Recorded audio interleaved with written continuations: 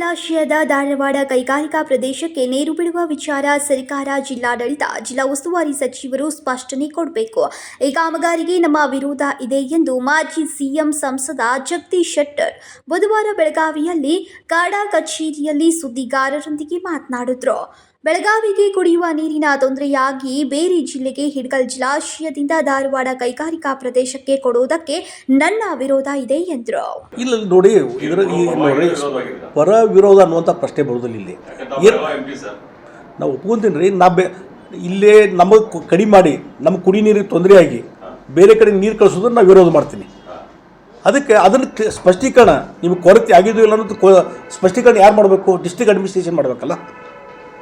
ಆಮೇಲೆ ಜಿಲ್ಲೆಯಲ್ಲಿದ್ದಂಥ ಮಂತ್ರಿಗಳು ಮಾಡಬೇಕಲ್ಲ, ರಾಜ್ಯ ಸರ್ಕಾರ ಮಾಡಬೇಕಲ್ಲ, ಅದಕ್ಕೆ ಸಂಬಂಧಪಟ್ಟಂಥ ಇಲಾಖೆ ಸಚಿವರು ಮಾಡಬೇಕಲ್ಲ. ಇನ್ನೂವರೆಗೆ ಯಾರೂ ಮಾತಾಡಲಿಕ್ಕೆ ತಯಾರಿಲ್ಲ. ಅದಕ್ಕಾಗಿ ನಮಗೆ ನೀರಿನ ಕೊರತೆಯಾಗಿ ಬೇರೆ ಕಡೆ ಕಳಿಸುವಂಥದ್ದು ಬೇಡ ಅಂತ ನಾವು ಸ್ಪಷ್ಟವಾಗಿ ಹೇಳ್ತೀವಿ. ಇಲ್ಲೇ ಜನಪ್ರತಿನಿಧಿ ಜಗದೀಶ್ ಶೆಟ್ಟರ್ ಒಬ್ಬರೇ ಇಲ್ಲ, ಭಾಳಷ್ಟು ಜನಪ್ರತಿನಿಧಿಗಳಿದ್ದಾರೆ.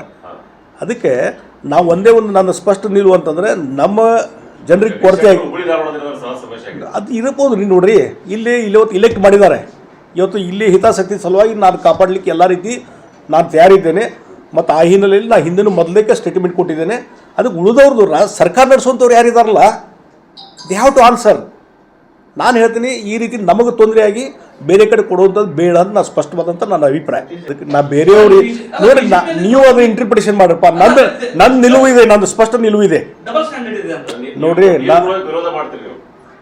ನಮಗೆ ತೊಂದರೆಯಾಗಿ ನೀರು ಕೊಡೋದನ್ನು ವಿರೋಧ ಮಾಡ್ತೀವಿ ನಾವು. ಅಲ್ಲ, ಅದಕ್ಕೆ ನಿಮಗೆ ತೊಂದರೆ ಆಗಿದೆ ಅಂತ ಹೇಳೋದು ಯಾರು? ಮಿನಿಸ್ಟರ್ ಹೇಳಬೇಕಲ್ಲ, ಸಂಬಂಧಪಟ್ಟಂಥ ಇಲಾಖೆಯವರು ಹೇಳಬೇಕಲ್ಲ, ಡಿಸ್ಟ್ರಿಕ್ಟ್ ಅಡ್ಮಿನಿಸ್ಟ್ರೇಷನ್ ಹೇಳಬೇಕಲ್ಲ. ಅಂದ್ರೆ ಸ್ಪಷ್ಟೀಕರಣ ಕೊಡಲಿಕ್ಕೆ ತಯಾರಿಲ್ಲ. ರಾಜ್ಯದ ಆರ್ಥಿಕ ಪರಿಸ್ಥಿತಿ ದಿವಾಳಿಯಾಗಿದೆ. ಗೃಹಲಕ್ಷ್ಮಿ ಹಣ ಕಳೆದ 3 ತಿಂಗಳಿನಿಂದ ಮಹಿಳೆಯರ ಖಾತೆಗೆ ಜಮಾ ಆಗಿಲ್ಲ. ಸರ್ಕಾರದ ದಿವಾಳಿತನವನ್ನ ಯಾರು ಹೇಳ್ತಾ ಇಲ್ಲ ಎಂದು ಸಿಎಂ ಸಿದ್ದರಾಮಯ್ಯ ಅವರು ಬಾಯ್ಬಿಟ್ಟು ಹೇಳುವ ಪರಿಸ್ಥಿತಿ ಎಲ್ಲಿಯೂ ಇಲ್ಲ ಎಂದು ಹರಿಹಾಯ್ದರು.